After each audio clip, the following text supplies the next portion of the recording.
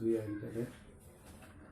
ഞാൻ ഇവിടെ പങ്കുവയ്ക്കുവാൻ ആഗ്രഹിക്കുന്ന തിരുവചനം സങ്കീർത്തനങ്ങൾ 9:17 പറയുന്നു, ദുഷ്ടൻ പാതാളത്തിൽ പതിക്കട്ടെ, ദൈവത്തെ മറക്കുന്ന സകല ജനതകളും തന്നെ.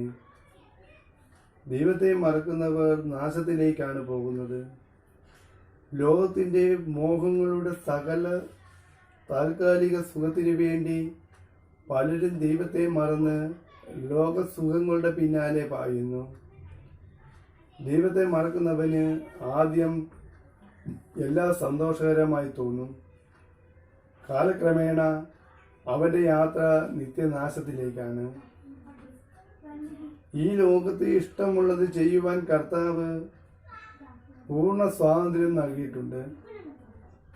ദൈവത്തെ മറക്കുവാൻ പല പ്രലോഭനങ്ങളും സാത്താൻ നമ്മുടെ ജീവിതത്തിൽ നൽകും.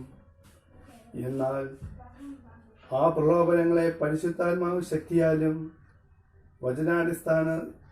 അടിസ്ഥാനത്തിലും വിജയിക്കുക.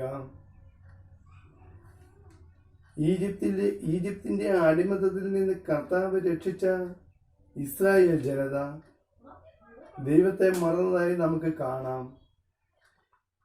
ഇസ്രായേൽ ജനം ദാഹിച്ചപ്പോൾ ദൈവത്തിനെതിരെ അവർ ശബ്ദമുയർത്തി.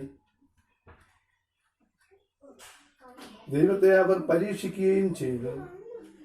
അതുപോലെ കാളക്കുട്ടിയെ സ്വർണം കൊണ്ടുണ്ടാക്കി ആരാധിക്കുകയും ദൈവത്തെ മറക്കുകയും ചെയ്തു. ദൈവത്തെ മറന്നവർക്കെല്ലാം നാശത്തിലേക്ക് നിബന്ധിക്കേണ്ടി വന്നു. ദൈവവചനം അനുസരിക്കാതെയും ദൈവഹിതം നോക്കാതെയും ജീവിച്ചവർ ദൈവത്തെ മറന്നാണ് ജീവിക്കുന്നത്.